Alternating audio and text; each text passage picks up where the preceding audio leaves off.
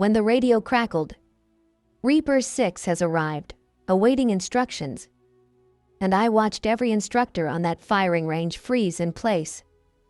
I knew the smirking recruit who had asked if I was lost was about to learn a very hard lesson about assumptions. My name is Diana Volkov. I'm 34 years old, and for the past 8 years, I've been a ghost that most people in the military have heard about but never seen. It was a Tuesday morning in April when I walked onto the advanced marksmanship training range at Camp Lejeune, North Carolina.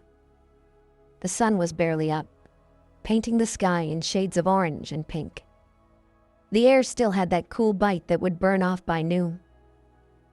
I was wearing civilian clothes, jeans, a plain black t-shirt, hiking boots. My hair was down, falling past my shoulders. I carried a small duffel bag and wore sunglasses, even though the sun wasn't fully up yet. I looked like someone's wife who had wandered onto the base by mistake. That was exactly the point. The firing range was already active. Approximately 40 recruits, all in training to become designated marksmen, were scattered across shooting positions. Instructors moved between them, correcting stances, checking equipment, barking orders. I walked slowly along the edge of the range, observing, watching techniques, noting mistakes, cataloging who had natural talent and who was just going through the motions. Nobody paid attention to me at first. I was just background noise, a civilian who probably took a wrong turn. Then one of the recruits noticed me. She was a corporal, maybe 23 years old, with short blonde hair and the kind of confidence that came from being naturally good at something. Her shooting position was textbook perfect. Her groupings on the target were tight, consistent. She had talent, and she knew it. She nudged the recruit next to her and pointed at me. They both looked, then laughed. The corporal stood up from her shooting position and walked toward me. 2 other recruits followed, grinning. "Ma'am," the corporal called out, her tone patronizing. "I think you're lost. Civilian areas are back that way." She pointed toward the base entrance, a good 2 miles away. I stopped walking and looked at her over my sunglasses. "I'm exactly where I need to be," I said calmly. The corporal smirked. "This is a restricted training area. Advanced marksmanship. Unless you're military personnel with proper clearance, you need to leave."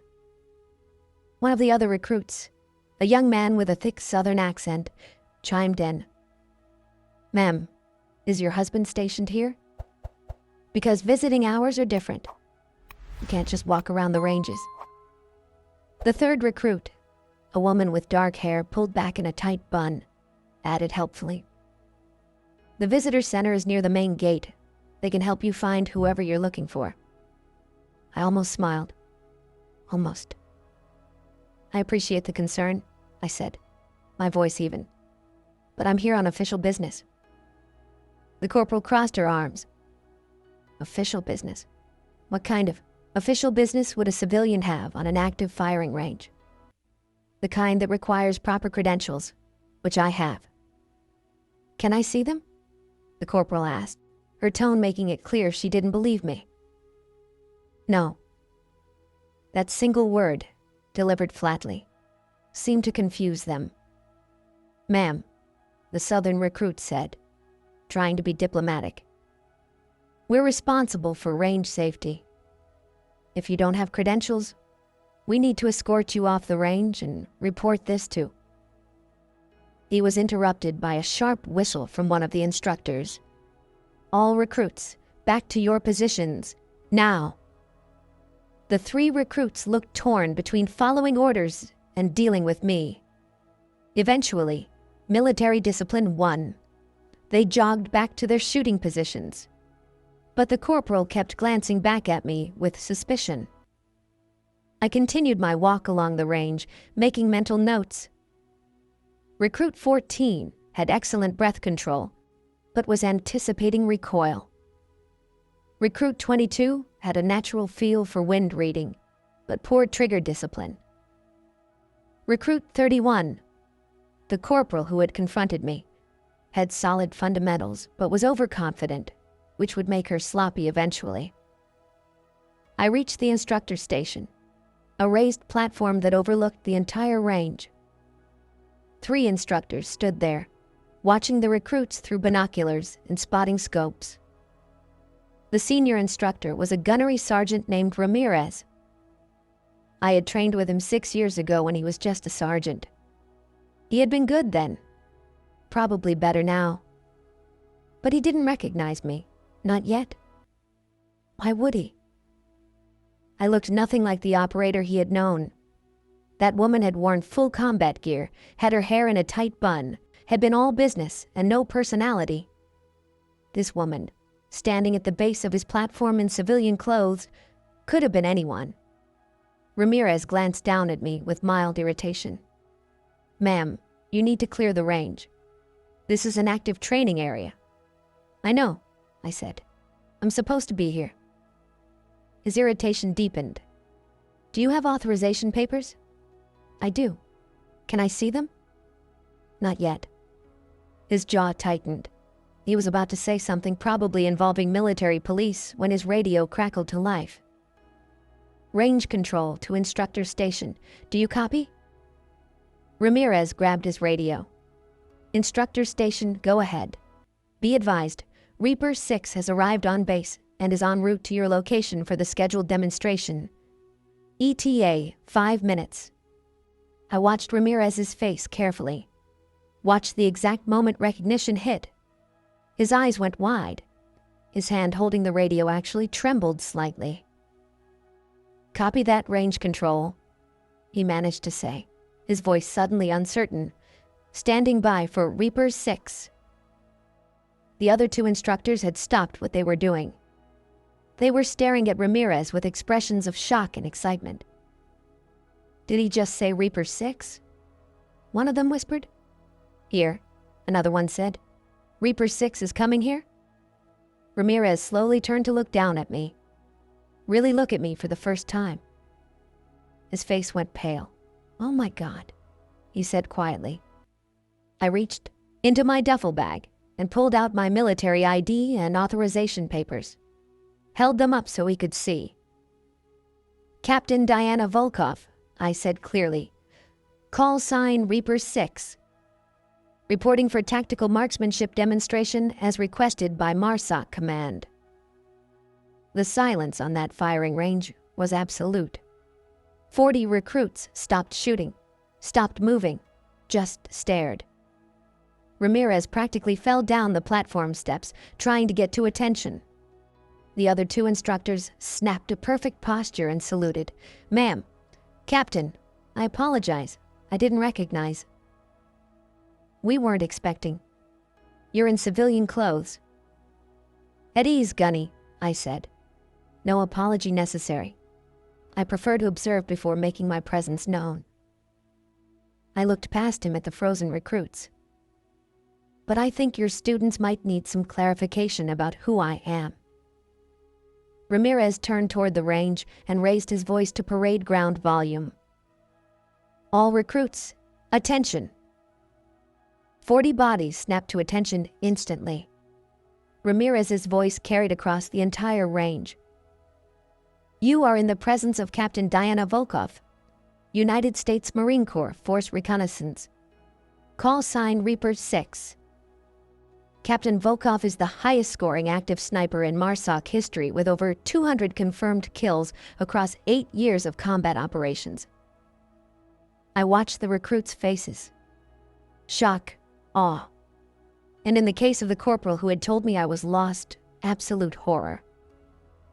Ramirez continued. "Captain Volkov has been awarded 2 Silver Stars, 3 Bronze Stars with Valor, and the Navy Cross for extraordinary heroism in combat. She holds the record for the longest confirmed kill shot in Marine Corps history at 2,100 meters. He paused for effect. "She is here to conduct an advanced tactical demonstration. You will give her your complete attention and utmost respect. Is that clear?" "Yes, Gunnery Sergeant," came the unified response. Ramirez turned back to me. Ma'am, the range is yours. We're honored to have you. Thank you, Gunny. I walked onto the range, and it was like Moses parting the Red Sea. Recruits stepped aside, creating a path. Some of them were staring at me like I was a mythical creature that had just materialized. I made my way to where the corporal stood at her shooting position. She was standing rigidly at attention, her face red with embarrassment. I stopped directly in front of her. Corporal, I said calmly, what's your name? Corporal Sarah Mitchell, ma'am, she said, her voice shaking slightly. Corporal Mitchell. When you asked if I was lost, what made you assume I was a civilian? She swallowed hard. Your clothing, ma'am. And the fact that I'd never seen you before. Did it occur to you that someone might have a reason for dressing that way? That observation and assessment are part of tactical operations? Yes, ma'am. It should have. I made an assumption based on appearance. Yes, you did. And in combat, assumptions get people killed. I let that sink in for a moment. But, I continued, your shooting fundamentals are solid. Your grouping is tight. You have natural talent. So I'm going to give you an opportunity to learn from this mistake rather than just be embarrassed by it. Her eyes widened slightly. Yes, ma'am. Thank you, ma'am. I turned to address the entire range. All of you are here because you've shown aptitude for marksmanship. You can hit targets at standard ranges under controlled conditions. That's good. That's necessary. I walked slowly along the firing line as I talked. But combat is not controlled conditions. Combat is chaos. Wind that shifts every 30 seconds. Targets that move unpredictably. Stress that makes your heart pound and your hands shake. Equipment that fails. Intelligence that's wrong. I stopped and looked at them. What I'm going to show you today is how to hit targets when everything is wrong. When the odds are impossible. When failure means people die. I pulled my rifle case from my duffel bag. A custom-built precision rifle that had been with me through 8 years of operations. Ramirez, I called out. What's the farthest target on this range? 1,200 meters, ma'am. Steel plate 2 feet in diameter. Wind speed and direction? He checked his instruments. 8 to 10 knots, variable, primarily west to east with occasional gusts. Temperature? 58 degrees Fahrenheit, rising. I assembled my rifle quickly, efficiently, muscle memory from thousands of repetitions. Attached the scope. Loaded a magazine. Corporal Mitchell, I said, you're going to spot for me. She looked shocked. Ma'am, I've never spotted for a real operation. Then it's time to learn. Get your spotting scope and get in position. She scrambled to comply, setting up beside me with her scope. I settled into shooting position, comfortable, stable, breathing controlled. Find the 1,200-meter target, I told Mitchell. She adjusted her scope. Target acquired, ma'am. Steel plate, center mass. Wind call? She hesitated, checking the mirage through her scope, looking at the flags downrange. 8 knots. Left to right, ma'am. Gusting to 10. Temperature differential from here to target? She hadn't thought about that. I could see the panic on her face. Think, Corporal. The sun is coming up. What happens to air temperature in the morning? It rises, ma'am. Warmer air closer to the ground. Which affects bullet trajectory how? Creates lift, ma'am. Bullet will impact higher than expected. Good.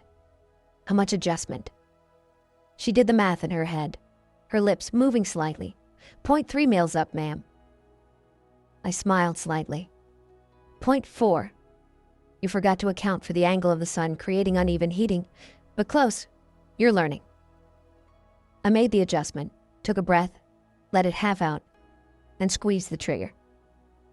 The rifle barked, The recoil was familiar, comfortable. 1,200 meters away, the steel plate rang like a bell. "Hit," Mitchell called out, her voice filled with awe. "Center, Matt." The range behind us was silent, except for the wind. "That," I said, standing. "Up is what perfect execution looks like.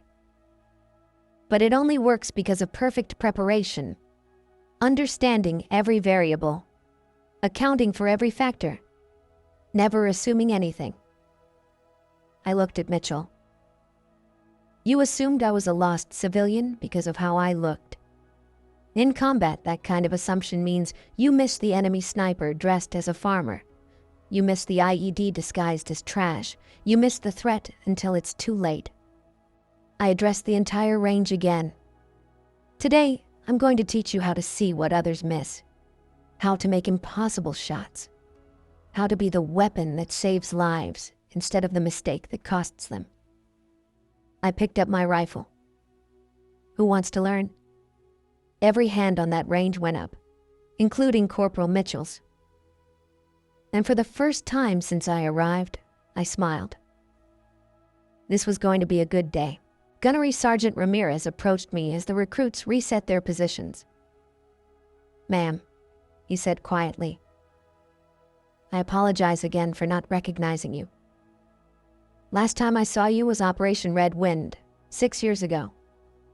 You had gear, full kit, war paint. You looked like a different person." I finished for him. "That was the point, Gunny." He smiled slightly. "You trained half the instructors here, ma'am. When word gets out that Reaper 6 is on the range, we're going to have every sniper instructor on base trying to watch."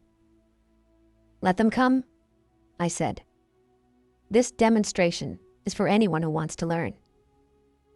"Ma'am, if I may ask, why the civilian clothes? Why not arrive in uniform?" I looked at the recruits settling back into their positions. "Because the first lesson they need to learn isn't about shooting. It's about observation and assessment." Corporal Mitchell made assumptions based on appearance. How many enemies have survived because someone assumed they weren't a threat based on how they looked? Ramirez nodded slowly. "Smart. Tactical from the moment you stepped on range. Always gunny." He hesitated, then spoke more quietly. "Ma'am, the stories about you, are they true? The operation in Helmand province, where you held off an entire Taliban company for 6 hours. I felt the familiar weight of memories I tried not to carry. The stories are always exaggerated, Gunny. But that one?" I paused. "That one is mostly accurate." I could see he wanted to ask more, but he was too professional. Instead, he changed subjects. "What's the demonstration plan, ma'am?" "I'm going to show them what's possible when you master the fundamentals and then push beyond them. Long-range shots, moving targets, stress conditions. Then I'll work with individuals on their weaknesses. The recruits are going to remember this for the rest of their careers. That's the idea." I walked back to the firing line where Corporal Mitchell waited at her position.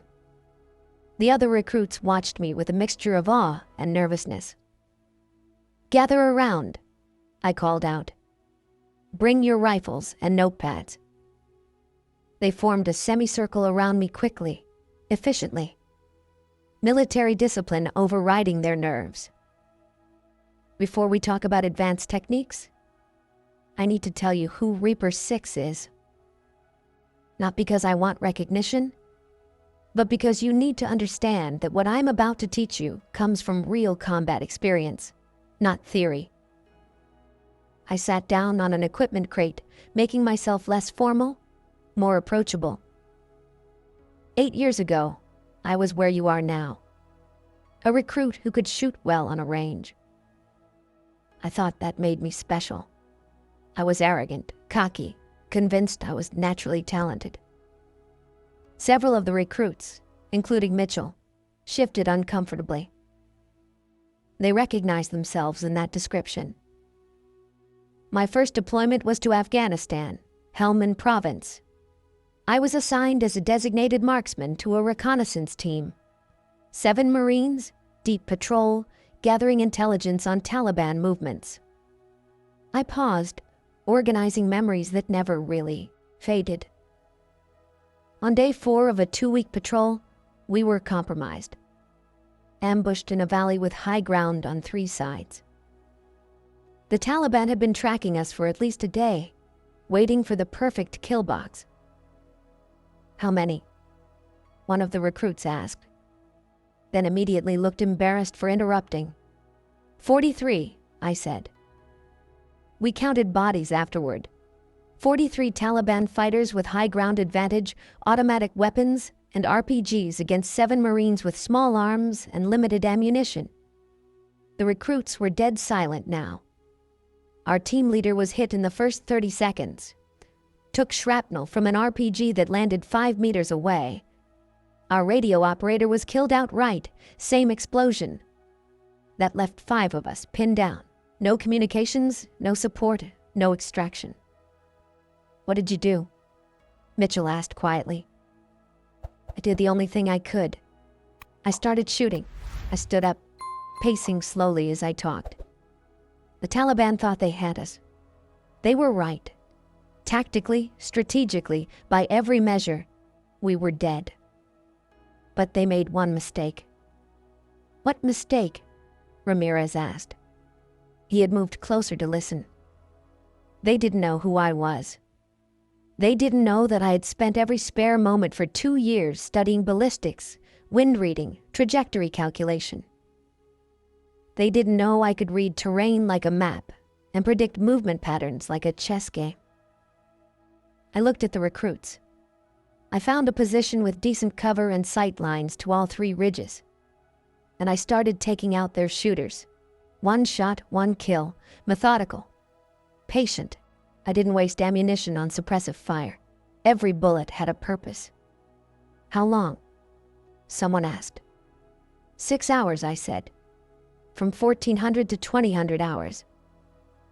The sun moved across the sky, changing light conditions, creating mirage, shifting shadows.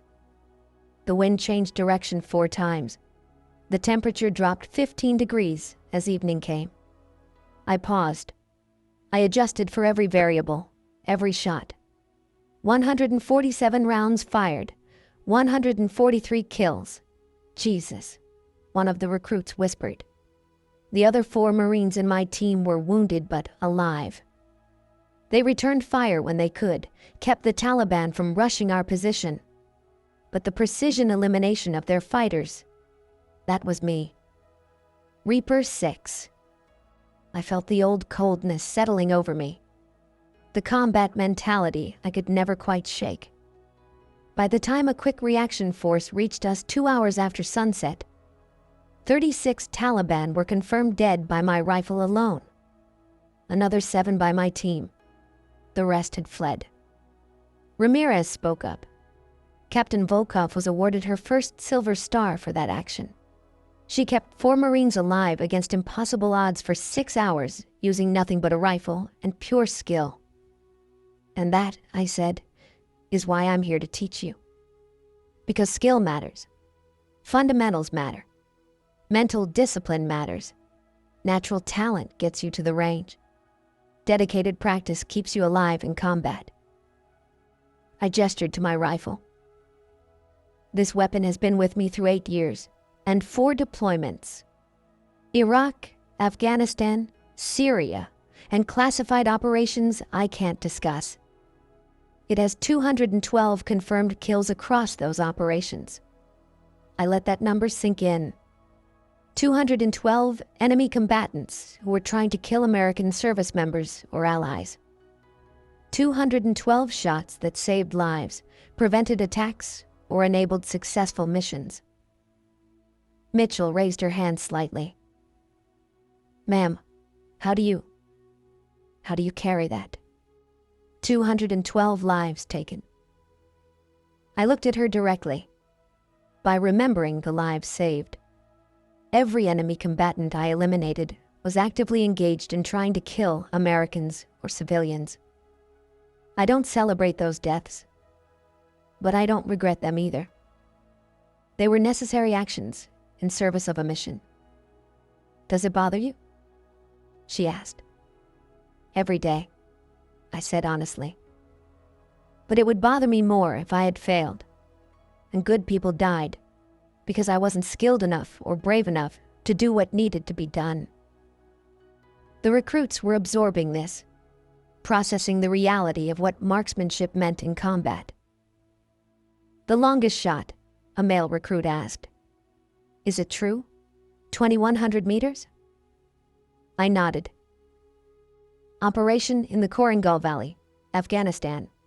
High-value target, meeting with multiple enemy commanders. Standard approach was too risky. Too many civilians. Airstrike was considered but rejected for the same reason. I pulled up the tactical map on my phone, showed them the terrain. I was positioned here, on a ridgeline. Target was here, in a compound. 2,100 meters, which is just under 1.3 miles. Wind was gusting between 12 and 18 knots. Temperature was 94 degrees. Elevation difference was approximately 300 meters. The recruits were staring at the map, trying to comprehend the distance. At that range, Ramirez said for their benefit, "You're not just calculating wind and distance.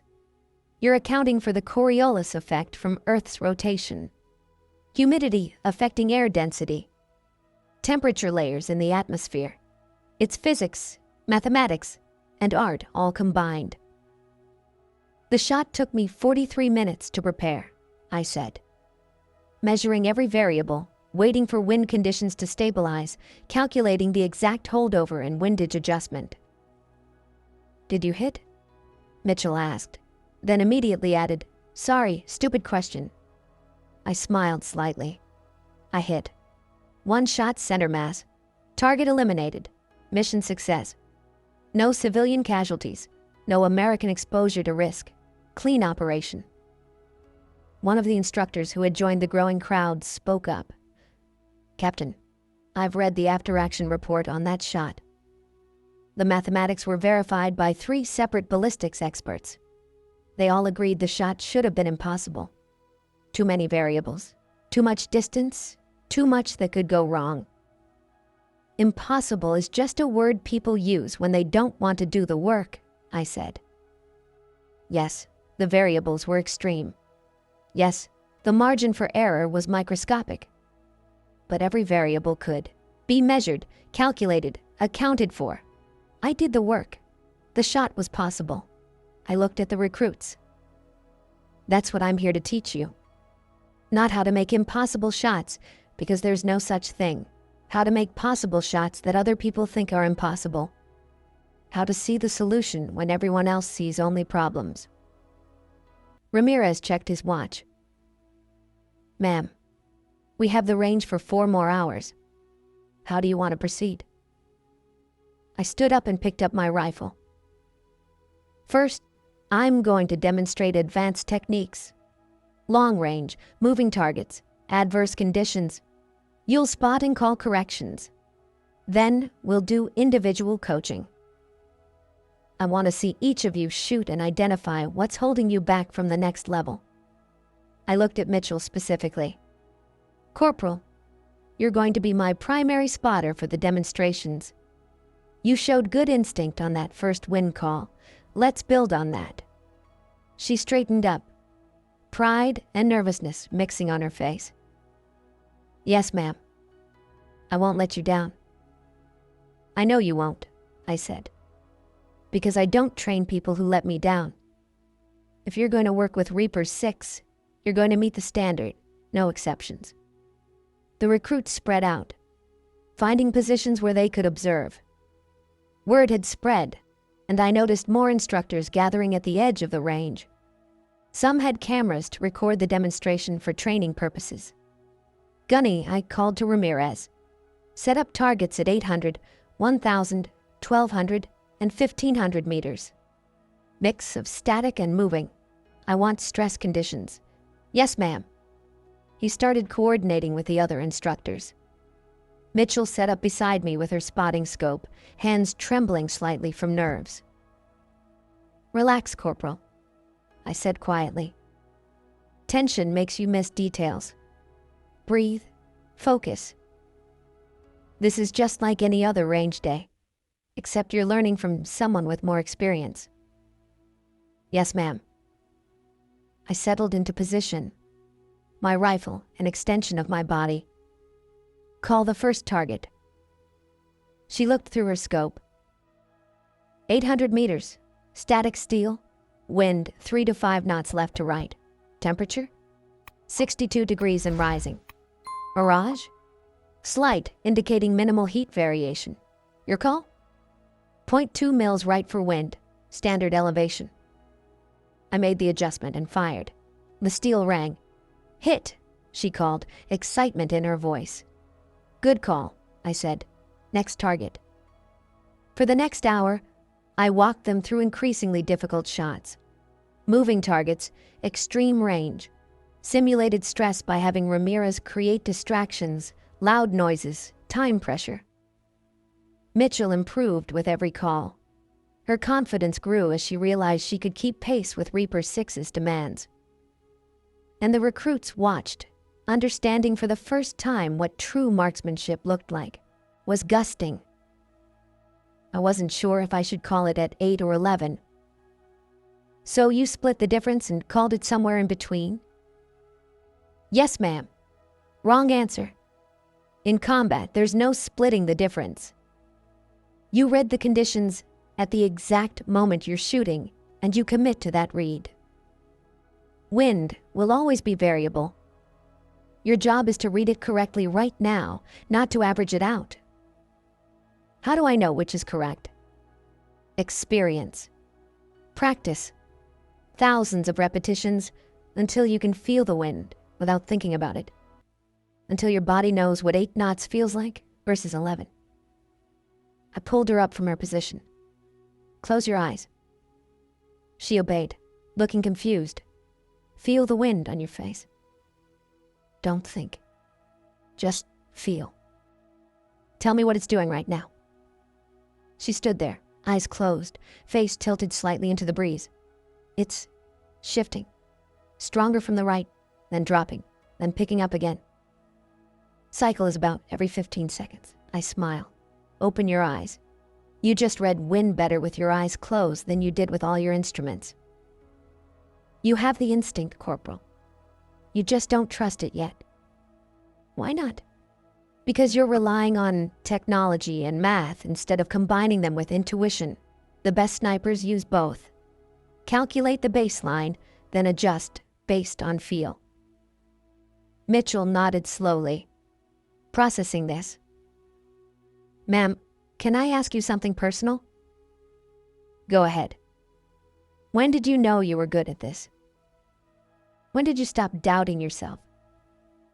I looked at her carefully, seeing genuine curiosity rather than false flattery. "Honestly, I still doubt myself sometimes. Before every shot in combat, there's a moment where I wonder if I've calculated correctly, if I've missed a variable, if this will be the shot that fails. But you shoot anyway. I shoot anyway. Because doubt is just your mind asking if you've done the work. If you have done the work, you trust the preparation and execute. If you haven't done the work, the doubt is telling you something important." Mitchell absorbed this. "I haven't done enough work yet, have I?" "Not yet," I said honestly.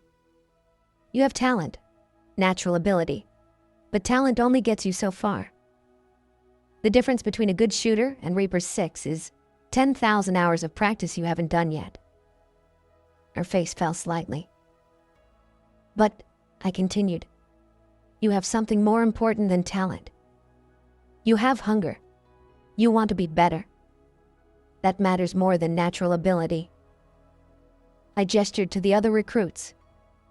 "Half these people are here because the Marine Corps sent them. They'll learn the minimum required and never think about it again. But you're angry at yourself for that first missed call. You want to understand not just how, But why? That's what makes someone elite. Mitchell straightened up. Ma'am, if I asked you to mentor me beyond this demonstration, would you consider it? I studied her face.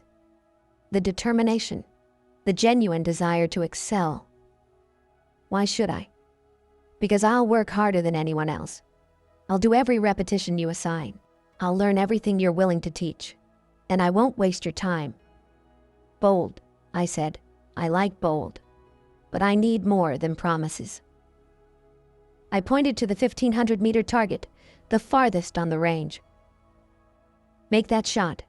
Right now. Full calculation, proper technique, no hesitation. If you hit, I'll consider taking you on. If you miss, you finish this course with the standard instruction, and we never speak again. Mitchell's eyes went wide. Ma'am, I've never successfully hit 1,500 meters. I know. That's why it's a test. Extreme range requires perfect execution. Show me you can handle pressure and complexity simultaneously. The entire range had gone quiet. Every recruit, every instructor was watching. Mitchell moved to a shooting position, pulled out her calculator and range cards.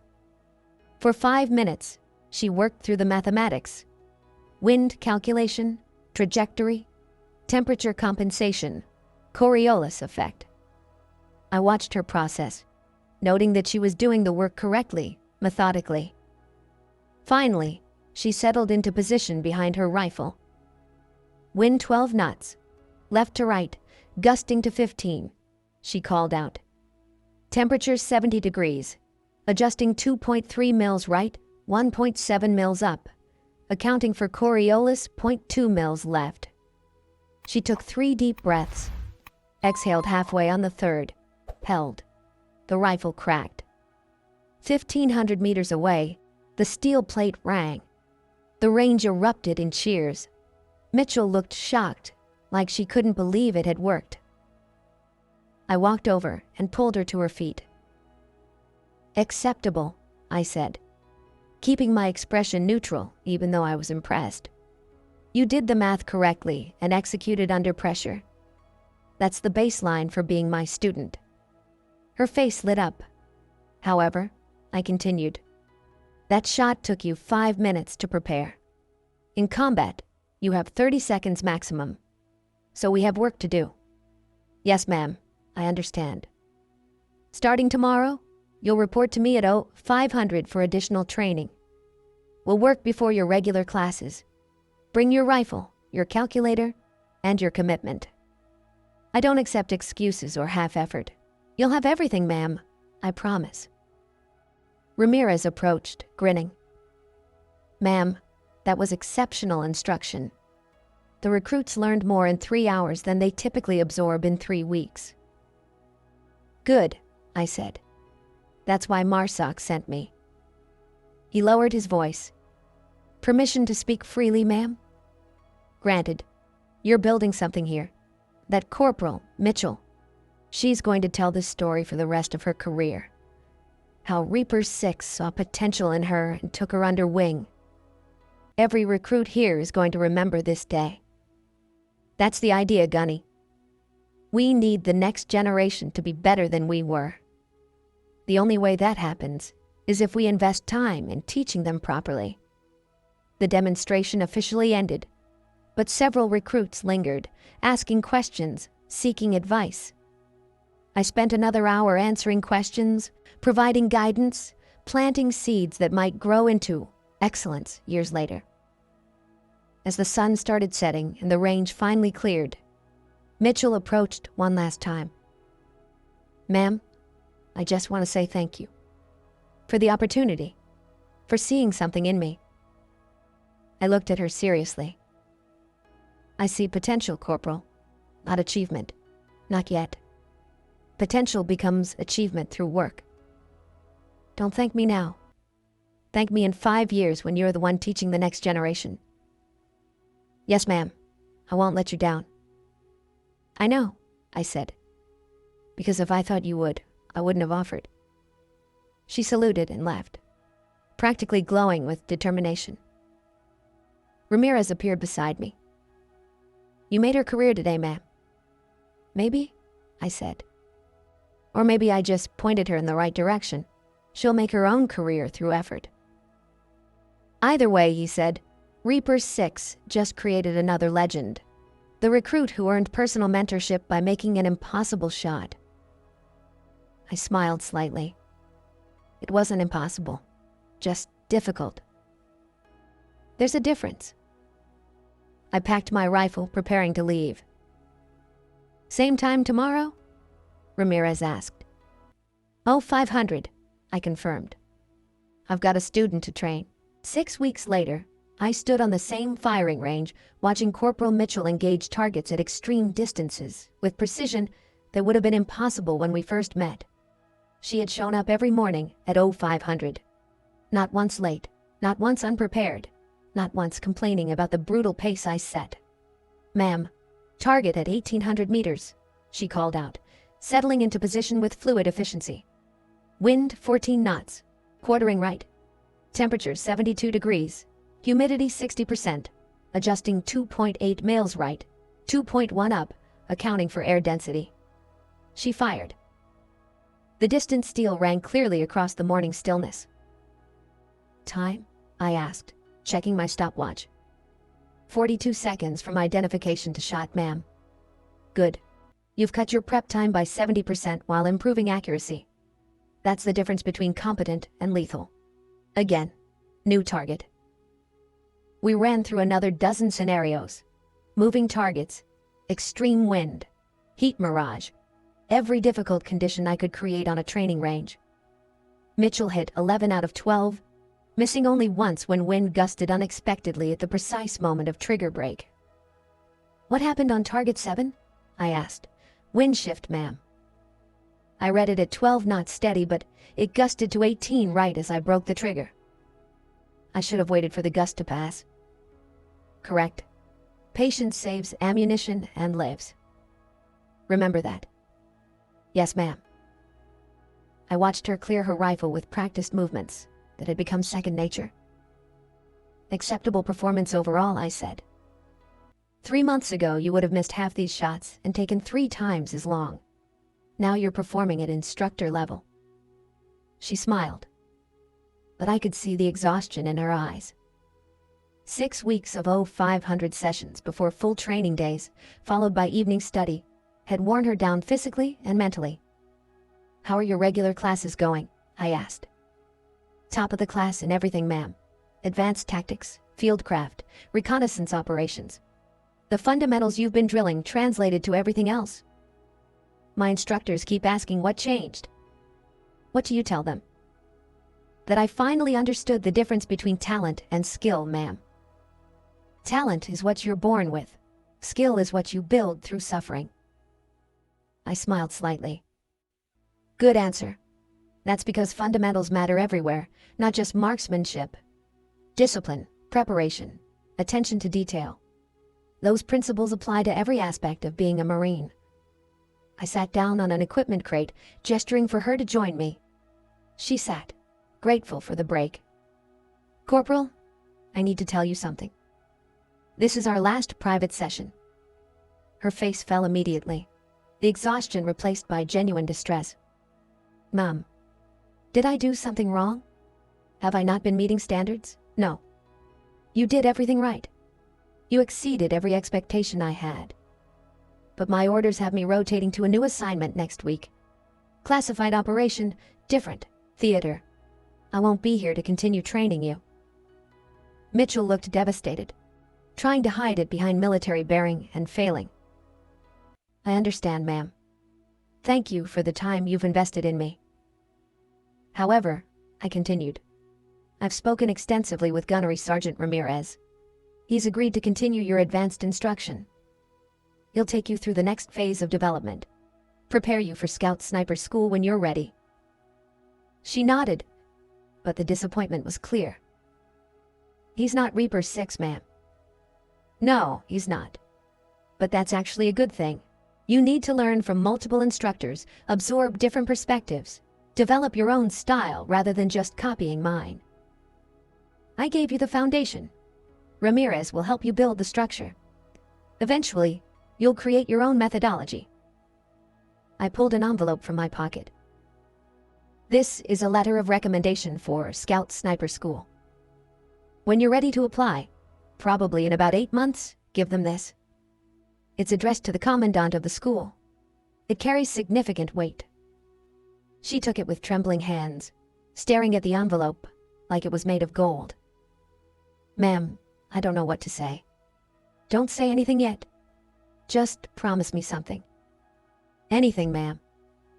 Promise that 5 years from now, when you're the instructor and some arrogant recruit assumes you're just another face on the range because you're young or female or don't fit their mental image of what an elite sniper looks like, you'll remember this moment.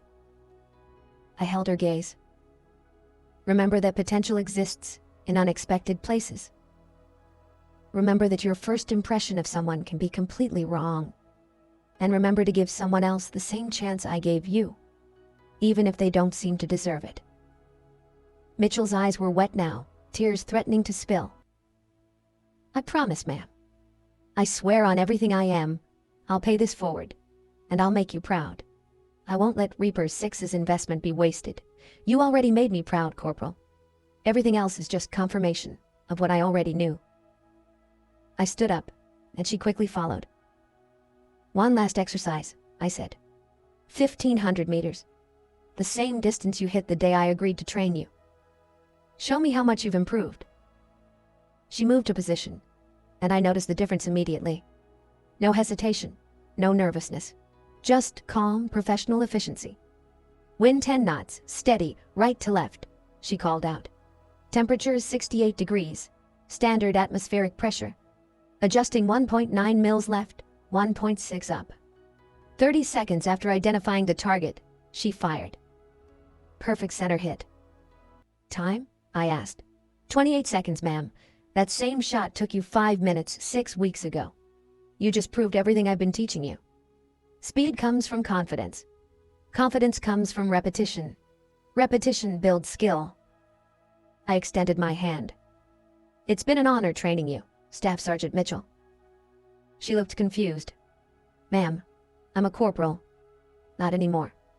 Check your email. Tonight. Ramirez recommended you for meritorious promotion based on your performance. It was approved this morning. Congratulations, Staff Sergeant. Her mouth fell open. Ma'am, I don't deserve. Yes, you do. You earned it through work. Accept it and live up to it. She shook my hand, then surprised me by pulling me into a brief, tight hug. Thank you, she whispered. For everything. For seeing past the arrogant kid who disrespected you.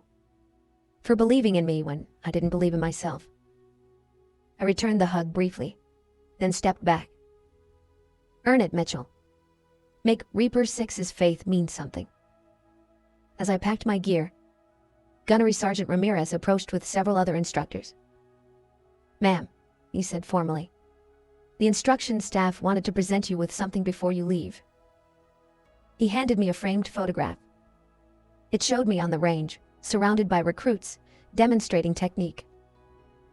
Below the image was a plaque.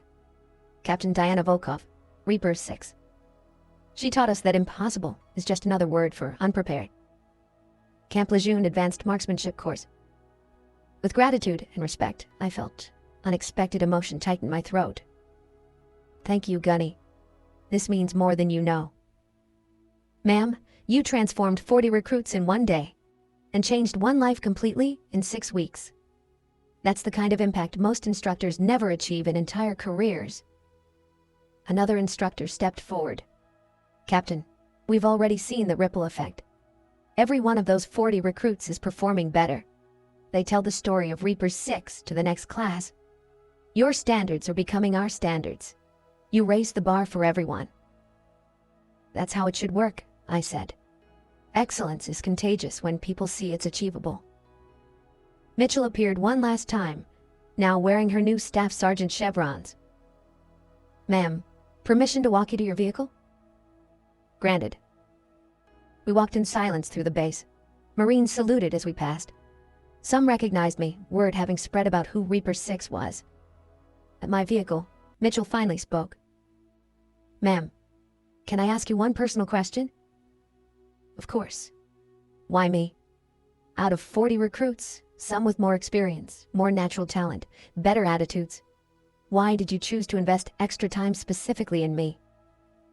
I considered the question carefully, wanting to give her the real answer. "Because you reminded me of myself at your age. Arrogant, talented, undisciplined, convinced that natural ability was enough. Someone needed to teach you what I learned the hard way. That potential means nothing without work ethic, and talent without discipline gets people killed." I paused. A Marine gunnery sergeant named Patterson saw that in me when I was a cocky lieutenant who thought I knew everything. He invested hundreds of hours teaching me humility, discipline, and the difference between being good and being elite. Where is he now? Killed in action in Fallujah 7 years ago.